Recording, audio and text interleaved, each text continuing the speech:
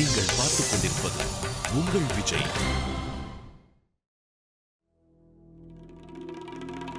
ஒண்ணு மட்டும் தெரிஞ்சுக்கோ, நல்லா படிச்ச பொண்ணுங்கிற ஆணவத்துல நீ இந்த வீட்டுல மூட்டை கட்டி வச்சா ரொம்ப நல்லது. ஏன்னா இந்த வீட்டு மருமகனி மருமகளா வேறு என்ன, புரியுதா?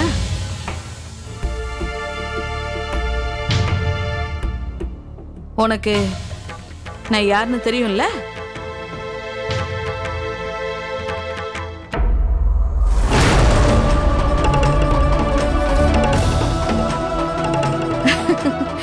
உனக்கு தனியா ஒரு பாராட்டு விழாவே நடத்தணும்.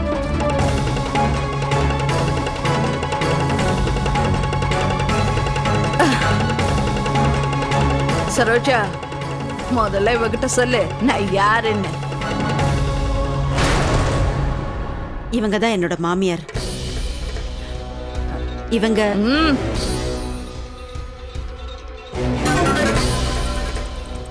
உன் மாமியாரோட அக்கானா? அப்படின்னா உன் மாமியாருக்கு மாமியார். அதனாலதான் உன் மாமியார் வந்தவொடனே என் காலில் வந்து விழுவாங்க.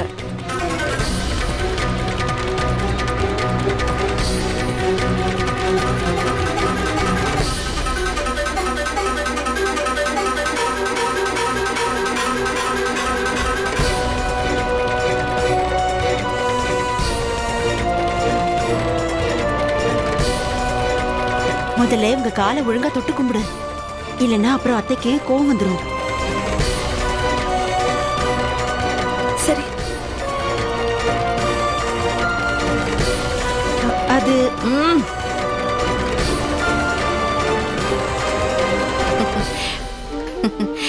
பிறந்து வளர்ந்ததெல்லாம் எந்த ஊரு? அது வந்து எல்லாமே சென்னையில தான். சென்னையா? சரோஜா, சென்னை இருக்கிறது நம்ம தமிழ்நாட்டுல தானே? பிறந்து வளர்ந்ததெல்லாம் இந்த ஊர்ல தான். காலத்தொட்டு கும்பிடுறதுன்னு எப்படின்னு தெரியாது அவனுக்கு. அழகு இருக்கு, ஆனா கொஞ்சம் கூட அறிவு இல்ல.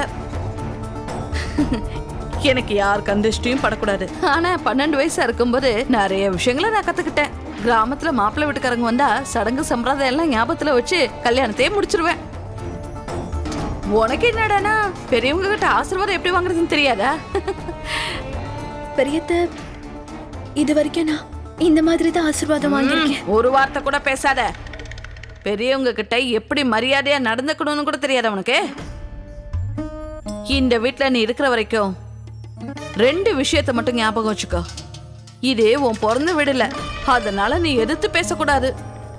இந்த வீட்டுல இருக்கிற வரைக்கும் உன் நாக்கு எப்பவும் அடங்கிதான் இருக்கணும். 2வது விஷயம் என்னன்னா, உன் முகம் எப்பவும் இந்த முந்தானையால மறைஞ்சுதான் இருக்கணும். ஏதாவது சின்ன தப்பு நடந்தா கூட அவ்வளவுதான். சொல்றது புரியுதா?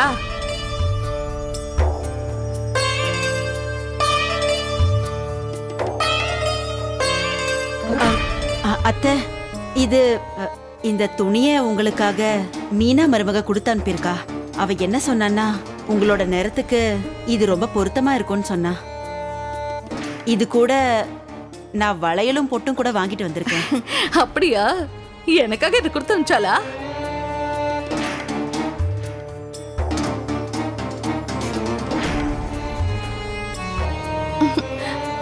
அந்த நேரம் நல்லா இருக்கு. ஆனா போன தடவை நீ கொண்டு வந்தது ஒரு தடவை தண்ணியில போட்டு எடுக்கிறதுக்குள்ள அந்த நேரம் மொத்தமா போயிடுச்சு. நீ கொண்டு வந்த சிவப்பு துணி தண்ணியில போட்டதும் மொத்தமா சுருங்கி போயிடுச்சு. மன்னிச்சிருங்க அத்தை, ஆனா இது ரொம்ப நல்லா இருக்கும். அப்படின்னா போன தடவை நீ கொண்டு வந்தது நல்ல துணி இல்லையா? அப்படியெல்லாம் ஒண்ணும் இல்ல அத்தை, அதுவும் நல்லா தான் இருக்கும். ஆனா அதை விட இது ரொம்ப நல்லா இருக்கு. இந்த முறை இந்த துணியை நான் வாங்கிக்கிறேன். ஆனா ஒண்ணு சரோஜா, உன்கிட்ட நான் சொல்லவா? உன்னோட மருமக சந்தியா ஒரு வீட்டுக்கு மருமகளா எப்படி இருக்கணும்னு நிறைய கத்துக்கணும். எனக்கு தெரியும் அத்தை, அதனாலதான் நான் அவளை இங்க கூட்டிட்டு வந்திருக்கேன்.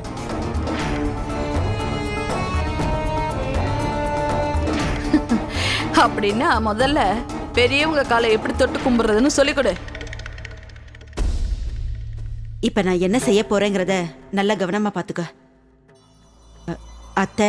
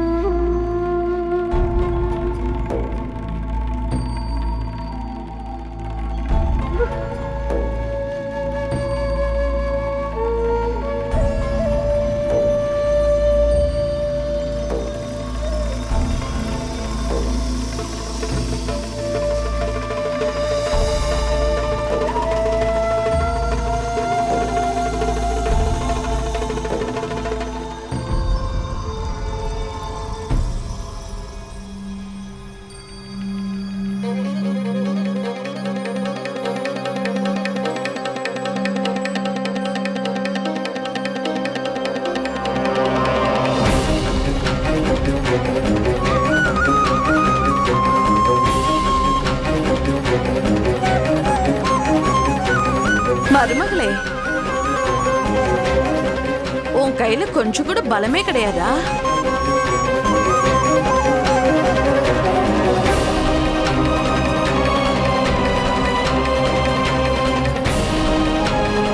அறிவில்லை உனக்கு?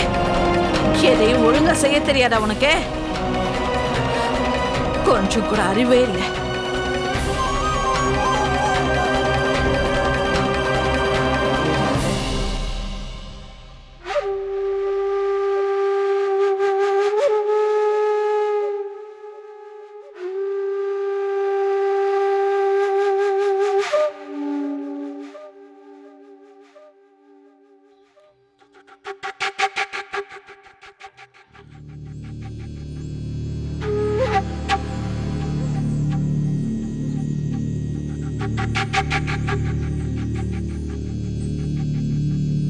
இந்தாங்கத்த.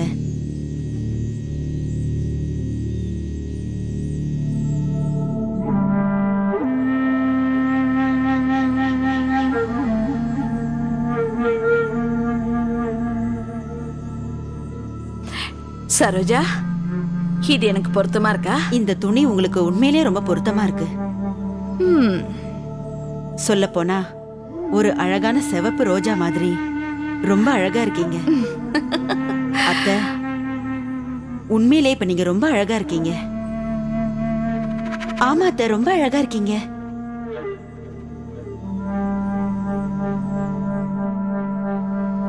இந்த மொத்த ஊர்ல உங்களவுக்கு வேற யாரும் அழகு கிடையாது.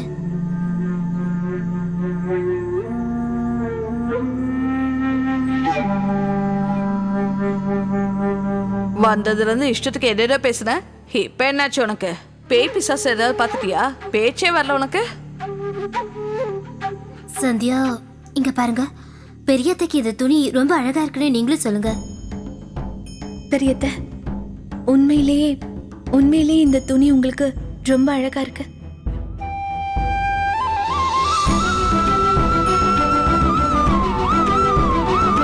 போ, உள்ள போ. 3வது ரூமுக்கு உன்னோட சாமான எல்லாம் கொண்டு போ. அப்புறம் சீக்கிரமா குளிச்சு உன் துணிமணி எல்லாம் மாத்திட்டு வா. போங்கறல்ல. வாங்க.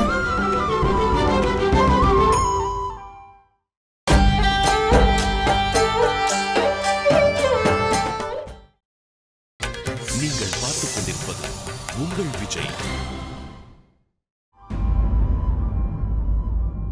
ஐயோ இல்லம்மா, என்னால அப்படியெல்லாம் செய்ய முடியாது. உங்களுக்கு ஒண்ணு தெரியுமா? அத்தை இந்த முறை போகும்போது எனக்கு எச்சரிக்கை கொடுத்துட்டு போயிருக்காங்க. அம்மா, நான் சொல்றதையே புரிஞ்சுக்காம. சரி விடுங்க, நான் ஏதாவது யோசிச்சதுக்கு அப்புறம் போன் பண்றேன். இப்ப போனை வைங்க. எங்க அம்மா இருக்காங்களே, பெத்த கடன் மொத்தத்தையும் இப்பவே வசூல் பண்ணிட்டு தான் விடுவாங்க போல இருக்கு. அம்மா தாயே கருணை காட்டலால. ஏன் என்னை இப்படி மாட்டி விட்டுட்டீங்க? ஒரு பக்கம் என்னோட பயங்கரமான மாமியார் இருக்காங்க, இன்னொரு பக்கம் என்னோட அம்மா. இப்ப நீ என்னதான் செய்ய போற மீனா? ஏய் மீனா, இங்க என்ன பண்ணிட்டு இருக்க? அங்க கடையில அவ்வளவு கூட்டம் இருக்கு, நீ என்னடா இங்க உட்கார்ந்துட்டு இருக்க? உன் அம்மாவும் தங்கச்சியும் வந்து கடை பாத்துக்குவாங்களா என்ன? ஏய், ஏன் முகத்தை இப்படி வச்சுட்டு உட்கார்ந்துட்டு இருக்க? ஏன் முகம் ஆடி போயிருக்கு? பிரச்சனை இருந்தா முகம் அப்படிதானே இருக்கும். நான் எப்பவுமே சிரிச்சுக்கிட்டே சந்தோஷமா இருக்கிறதே உங்களுக்காக தான். நீ இந்த அளவுக்கு கவலைப்படுறியா? அப்போ மூளைக்குள்ள ஏதோ ஒரு பெரிய விஷயம் ஓடிட்டு இருக்குன்னு புரிஞ்சிருச்சு. தயவு செஞ்சு என்கிட்ட எதுவும் சொல்லிடாத. என்ன விட்டுரு மீனா, எனக்கு இதுக்கும் சம்பந்தம் இல்ல. என்னங்க, நான் உங்களோட மனைவி தானங்க. நான் ஏன் கவலையா இருக்கேன்னு நீங்க தெரிஞ்சுக்க விரும்பலையா? நான் இக்கட்டான நிலைமையில மாட்டிட்டு இருக்கேன் தெரியுமா? அது எங்க அம்மா இப்பதான் போன் பண்ணாங்க. அவங்க என்ன சொன்னாங்க தெரியுமா? என் தங்கச்சி சுதாவுக்கு நல்ல வரன் வந்திருக்கான். பெரிய பட்டணத்தை சேர்ந்தவங்களா. இப்ப அதுக்கு என்ன செய்யறது? அம்மா, அத பத்தி நீ எதுக்கு யோசிச்சுட்டு இருக்க? ஐயோ, முதல்ல உட்காருங்க, புரியும்படி சொல்றேன். என்னங்க, என் பிறந்த வீட்டு நிலைமை என்னன்னு உங்களுக்கு நல்லாவே தெரியும். இப்ப மட்டும் மாப்பிள்ளை வீட்டுக்காரங்க அங்க போனாங்க, சம்மந்தம் பேச மாட்டாங்க, வீட்டு சரி பண்ண பணம் கொடுத்துட்டு போவாங்க. அதனால எங்க அம்மா என்ன சொல்றாங்கன்னா, 2 மணி நேரம் மாப்பிள்ளை வீட்டுக்காரங்கள இந்த வீட்டுக்கு வர சொல்லி என் தங்கச்சி பொண்ணு பார்க்க சொல்லட்டுமா? என்ன சொல்றீங்க? என்ன பைத்தியம் உனக்கு? உனக்கும் பைத்தியம், அம்மாவுக்கும் பைத்தியம், 2 பேரும் ஹாஸ்பிடலுக்கு போயிருங்க. ஏங்க? ஏன்னா கேக்குற? இப்பதான் எனக்கு எல்லாமே புரியுது. இது வரைக்கும் நீ செஞ்சுட்டு இருந்த எல்லா கேவலமான வேலைகளும், அப்புறம் எப்பவும் ஏடா கூடமா யோசிக்கிற உன் மூளை இருக்க, அது உனக்கு சொந்தமானதுன்னு தான் இது வரைக்கும் நினைச்சிட்டு இருந்தேன். ஆனா இன்னைக்கு தான் உண்மையை தெரிஞ்சுக்கிட்டேன். இதெல்லாம் உங்க அம்மா தான் சொல்லி கொடுக்குறாங்க. இது வரைக்கும் வேலை செஞ்சது உங்க அம்மாவோட மூளை, உன்னோட மூளை கிடையாது. உங்க அம்மா உனக்கு சொல்லி கொடுக்குற எல்லாத்தையும் நீ என் வீட்டுல பயன்படுத்திட்டு இருக்கியா? என் வீட்டு அவங்க வீடுன்னு சொல்லுவாங்களா? அதெல்லாம் முடியாது. உடனே உங்க அம்மாவுக்கு போன் பண்ணி இதெல்லாம் எதுவுமே முடியாதுன்னு சொல்லிரு. போன முறை நடந்ததெல்லாம் மறந்துட்டீங்களா? உன்னை வீட்டை விட்டே துரத்திட்டாங்க. லட்டு வேணும் வேணும்னு அழுதுனால நான் உனக்கு லட்டு கொண்டு வந்து கொடுத்தேன். ஆனா இந்த முறை அம்மா என்னையும் துரத்த போறாங்க. இங்க பாருமீனா, நான் இனிமே அம்மா கிட்ட எந்த பொய்யும் சொல்றதுக்கு தயாராகவே இல்ல. ஆள விடுமா சாமி. என்னங்க நீங்க உங்க மீனாக்காக நீங்க இத கூட செய்ய மாட்டீங்களா? இப்பவே நான் உங்ககிட்ட சொல்றேன், நீங்க மட்டும் இதுக்கு ஒத்துக்கலன்னா நான் அழுதுகிட்டே தான் இருப்பேன். அப்புறம் வீடு முழுக்க தண்ணி ஆயிடும். உங்க மீனா பாவம் தானே, அவளுக்காக நீங்க இத கூட செய்யலனா எப்படி? நீங்க பாருங்க, உங்களுக்கு உண்மையிலேயே ரொம்ப பெரிய மனசு. உங்க மீனாவுக்காக இந்த சின்ன வேலையை செய்ய மாட்டீங்களா? வா தலிப்போ. என்ன உனக்கு பைத்தியம் பிடிச்சிருக்கா? இப்பவே எனக்கு மூச்சு முட்டு தெரியுமா? ஒருவேளை இந்த விஷயம் மட்டும் அம்மாவுக்கு தெரிஞ்சது, அப்புறம் எனக்கு இருக்க இந்த பெரிய மனசு அது 1000 துண்டுகளை வெட்டி அதை அவங்க தூக்கி போட்டு விளையாண்டுட்டு இருப்பாங்க. அப்படியெல்லாம் ஒண்ணும் ஆகாது. யாருக்குமே இத பத்தி தெரிய வராது. நம்ம 2 பேரும் இத எல்லாத்தையும் சேர்ந்து சமாளிச்சிடலாங்க. ஆனா மோகனையும் சவிதாவையும் என்ன பண்றது? இல்ல இல்ல இல்ல, இதெல்லாம் வேலைக்காக. அவங்களுக்கு எப்படி இது தெரிய வரும்? அவங்க 2 பேரும் வீட்ல இல்லாத நேரம் நம்ம இந்த வேலையை செஞ்சு முடிச்சிடலாம்.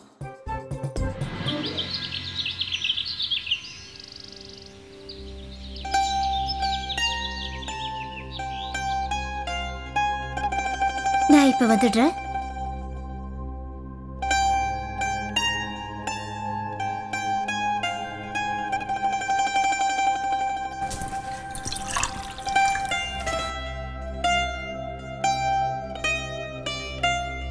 நீங்க இப்ப இந்த முந்தானியை எடுக்கலாம்.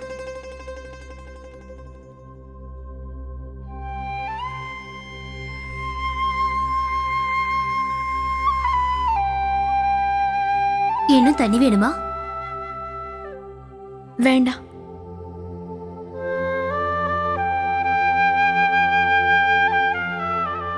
ஐயோ, நீங்க கீழே உட்காந்தீங்க, மேல உட்கார வேண்டியதானே? பரவாயில்லங்க அண்ணி, நான் இங்கே உட்காந்து. நான் உனக்கு அண்ணி இல்ல, என்ன அக்கானை கூப்பிடு. என்னோட பேரு கமலா. இனிமே எல்லாருக்கும் முன்னாடி என்ன அக்கானை கூப்பிடு. உங்களுக்கு வருத்தமா இருக்கா? பட்டணத்துல பிறந்து வளர்ந்து நல்லா படிச்சவங்க நீங்க, இங்க வந்ததுக்கு அப்புறம் முகத்தை மூடிக்கிட்டு காலை புடிச்சுக்கிட்டு இதெல்லாம் உங்களுக்கு கஷ்டமா இருக்குல்ல? கமலாக்கா பெரியவங்க முன்னாடி தலை குனிஞ்சு நிக்கிறதுல எந்த தப்பும் கிடையாது. அதனால பெரியத்தியோட காலை தொட்டு கும்பிட்டதுல எனக்கு எந்த விதமான வருத்தமும் கிடையாது. நான் அதை பத்தி கவலைப்படவும் இல்ல. ஆனா நீங்க பட்டணத்துல இருந்து வந்திருக்கீங்க, நல்லா படிச்சிருக்கீங்க, அதனாலதான் கேட்டேன். இது நம்ம பெரியவங்க சொல்லி கொடுத்துருக்கிறது. படிச்சிருக்கிறதுனால இதெல்லாம் மறக்கணும்னு அவசியம் இல்ல. எனக்கு நல்லா தெரியும், நான் பட்டணத்துல வளர்ந்த ஒரு சாதாரண பொண்ணுதான். ஆனா அதை நினைச்சு என்னோட மனசுல எந்த விதமான ஆணவமும் எனக்கு கிடையாது. இதெல்லாம் கேட்கும்போது ரொம்ப சந்தோஷமா இருக்கு. நீங்க சொன்னதெல்லாம் கேட்கும்போது ரொம்ப பெருமையாவும் இருக்கு. அக்கா, இந்த சடங்கு சம்பிரதாயம் இது எல்லாத்துக்கும் பின்னாடி நிச்சயமா ஏதோ ஒரு காரணம் இருக்கும். அது எப்படின்னா, நம்ம பெரியவங்க காலை தொட்டு கும்பிடுறதுக்காக குனியும் போது அப்ப அவங்களோட காலை நம்மளால கிளியரா பார்க்க முடியும். அதை பார்க்கும்போதே நம்மள வளர்க்கறதுக்கு அவங்க எவ்வளவு கஷ்டப்பட்டாங்கிறது நமக்கு தெளிவா நல்லாவே புரிஞ்சிடும். அதனால நம்ம அவங்க காலை தொட்டு கும்பிடுறது நம்ம மனசுல இருக்கிற அவங்க மரியாதையை வளர்க்கறதுக்காக தான். அட கடவுளே, இப்படி எல்லாம் இருக்குன்னு எனக்கு தெரியாது. காலை தொட்டு கும்பிடுறது இதுக்காக தானா? நாங்க சின்ன வயசுல இருந்து இதை பார்த்திருக்கோம், அதான் நாங்க இதை செய்யறோம். இதுக்குள்ள இவ்வளவு அர்த்தம் இருக்குன்னு நீங்க சொன்னதுக்கு அப்புறம் தான் எனக்கு தெரிஞ்சது. இங்க பாரு, பெரியத்த மனசுல எப்படி இடம் பிடிக்கிறதுன்னு எனக்கு நல்லாவே தெரியும். எப்ப பார்த்தாலும் அவங்க அழக பாராட்டிக்கிட்டே இருக்கணும். யாராவது அவங்கள பாராட்டுறத கேட்டுக்கிட்டே இருக்கிறது அவங்களுக்கு பிடிக்கும். ஏய் கமலா மருமகளே, அரைச்சு வச்ச சந்தனம் எல்லாம் எங்க இருக்க? இதோ வர பெரியத்த. இதோ பாத்தியா, நலங்க விக்கிற மஞ்சள் இது. ஆனா பெரியத்த தேய்ச்சுக்கிறதுக்காக முதலே அதை எடுத்து வச்சிடணும். நீ இங்கே இரு, நான் கொஞ்ச நேரத்துல வந்துடுறேன். அதுக்குள்ள நீ சீக்கிரமா ரெடி ஆயிடு, சரியா?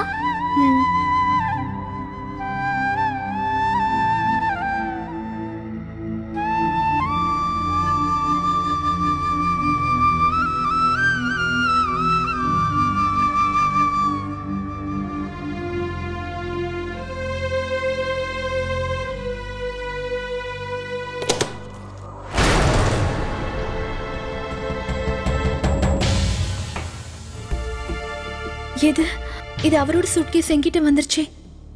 அப்படின்னா என்னோட துணிமணில அங்க போயிடுச்சா?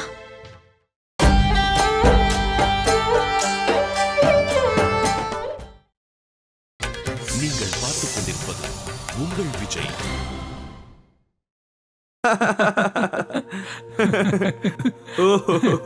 என்னப்பா இங்க இவ்வளவு குளிரா இருக்கு? பொண்டாட்டிங்க எங்கேயோ இருக்காங்க, நீ எப்படி இப்படி சிரிக்கிற? தூரமாவா? இவளுங்க முகத்தை மூடிக்கிட்டு அங்கேயும் சுத்திக்கிட்டு இருக்காளுங்க. இவளுங்க முகத்தை பார்க்கறதுக்கு கூட கொடுத்து வைக்கல. உனக்கு கல்யாணம் பண்ணி 2 வருஷம் ஆகுது, ஆனா நீ இன்னமும் இதே மாதிரி தான் பேசிட்டு இருக்க. ஆனா சூர்யாக்கு மட்டும் என்ன? சூர்யாவை பத்தி யோசி. இவனுக்கு இப்பதான் கல்யாணம் இருக்கு, பாவம் இப்ப இவன் நிலைமை என்னவோ. அத நீ பாத்தியா? இவன் பொண்டாட்டி இவனை விட்டு உள்ள போகும்போது இவரோட மனசும் பின்னாடியே போயிட்டு இருக்கு. அம்மா சூர்யாண்ணா, அண்ணி உங்களை விட அதிகமா படிச்சுக்கான்னு கேள்விப்பட்டேன், அது உண்மையாண்ணா? ஆமா, காலேஜ் 3வது வருஷம். இந்த மாநிலத்திலே அவங்க 3வது மாணவியே வந்திருக்காங்க தெரியுமா? பாடு பாடு.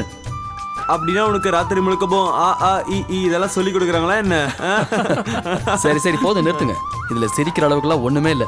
கத்துக்க வேண்டிய நேரம் வரும்போது நானும் இங்கிலீஷை கத்துப்பேன். இப்பவே நான் உங்களுக்கு நல்லா பேசுவேன்னா பாத்துக்கோங்களேன். சரி எந்திரி, வா போலாம், நேரம் ஆகுது. சீக்கிரம் வா. வா.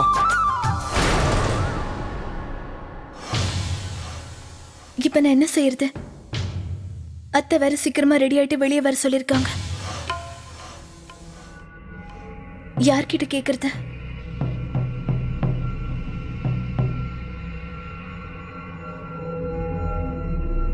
அவர் எங்க இருக்காருன்னு நானே போய் தேடுறேன்.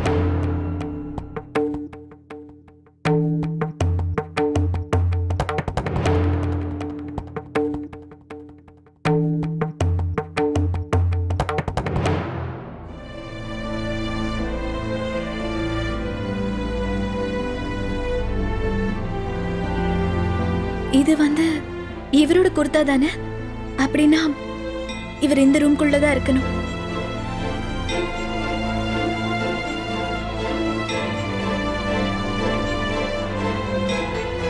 என்னங்க?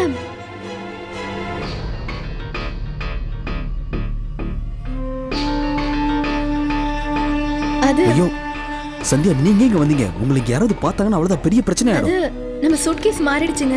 என்னோட சூட்கேஸை வாங்கிட்டு போலான்னு வந்தேன். அத்தை வேற என்ன சீக்கிரமா ரெடி ஆயிட்டு வர சொல்லிருக்காங்க. சரி சந்தியா, நீங்க முதல்ல உங்க சூட்கேஸ் எடுத்துட்டு இங்க இருந்து சீக்கிரம் போங்க.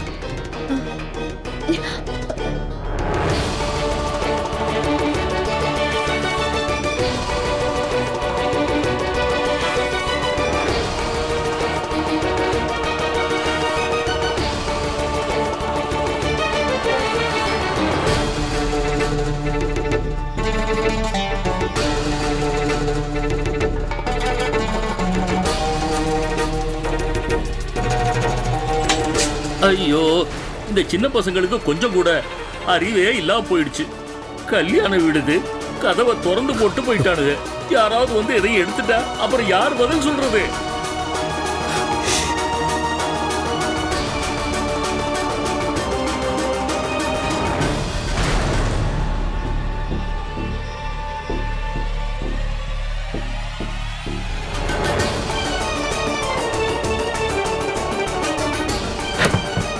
அப்படா, இந்த வேலை முடிஞ்சது.